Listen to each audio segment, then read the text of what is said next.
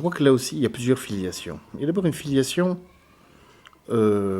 philosophiquement convaincante qui est celle de la démocratie comme régime de pacification des conflits par les mots. Mais donc, la démocratie est sous cet angle déjà la transformation d'une culture de conflit en une culture où l'on cherche à pacifier ces conflits par la délibération. Le tout se déploie, en tout cas en ce qui nous concerne, dans le petit quart nord-ouest de la planète, dans une civilisation judéo-chrétienne, où le conflit n'a pas bonne presse, je veux dire culturellement. Se greffe à cela, là-dessus, ce que moi j'appellerais, y compris pour la France, les corollaires d'un compromis socio-économique et politique, que j'appellerais génériquement le compromis social-démocrate, qui, même si la France n'a pas de culture social-démocrate, imprègne fondamentalement les théorèmes politiques et sociaux, à savoir, on ne discute plus l'essentiel. C'est-à-dire, on ne discute plus du régime dans lequel on vit, on discute des conséquences de ce régime. L'économique est indiscutable, il fait l'objet uniquement de procédures d'information. Le social est discutable, et le culturel est hors jeu. Ça, pour moi, c'est le théorème fondateur de nos sociétés depuis, grosso modo, la moitié du XIXe siècle. Il a fallu du temps pour que ça se consolide. Et donc ça s'est consolidé dans le lendemain de la Deuxième Guerre mondiale, au moment de l'édification de la Sécu. Conquête remarquable, mais qui est aussi une conquête dont le caractère Pyrrhus, victoire à la Pyrrhus, est on ne discute plus de l'économie. Et donc le mouvement ouvrier, dans sa tradition révolutionnaire, ou le mouvement communiste, abdique à ce moment-là, abdique de la capacité d'interroger de ce pourquoi on vit, ce pourquoi on produit, ce comment on produit aussi. Et c'est quoi cette forme d'abdication? Comment ils abdiquent en fait? C'est quoi leur compromis? Le compromis, mais le compromis est préparé par ce que les socio-économistes appellent le compromis fordiste-keynésien, c'est-à-dire l'invention géniale des industriels et des capitalistes au lendemain de la crise des années 20, et qui est de lier la croissance économique et le développement social.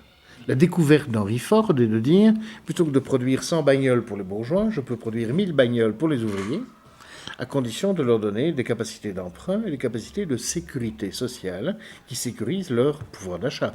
D'accord ?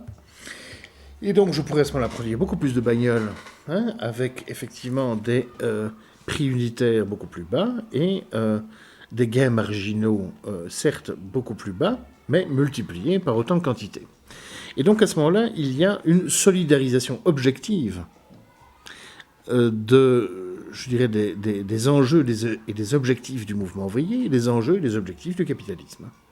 Cette solidarisation objective autour de l'articulation consommation de masse, production de masse, se consolide alors progressivement avec des variations nationales dans les compromis, dans tout ce qui pourra sécuriser la consommation à travers la sécurité sociale. Et donc ce compromis des années 20 s'institutionnalisera dans les années 40. En Belgique, on a un texte qui dit ça de manière merveilleuse, c'est le projet d'accord de solidarité, signé dans la clandestinité par les patrons, les syndicalistes et les politiques progressistes. Et qui dit vraiment en français-belge, qui dit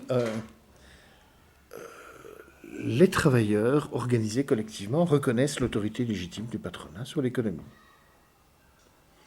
En revanche de quoi, les patrons reconnaissent qu'il est légitime que les fruits de la croissance est indiscutable, mais que ces fruits, eux, soient discutés et répartis de manière plus juste.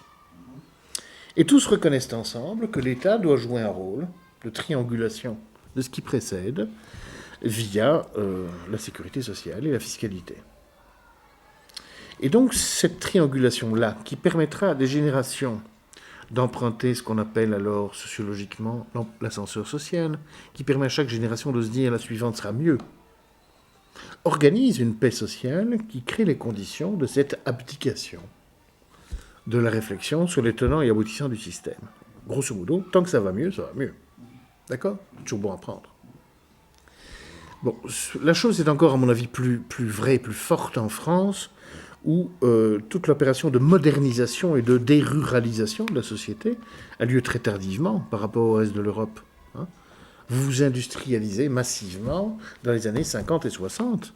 En Belgique, c'était fait depuis un demi-siècle. En Angleterre, c'était fait depuis 70 ans. En Allemagne, c'était fait depuis 3/4 de siècle. Mais donc, vous vous industrialiserez, moderniserez très tard. Et donc, pour d'immenses parts de la population française d'origine rurale, tout cela est vu comme effectivement une définition incontestable du progrès.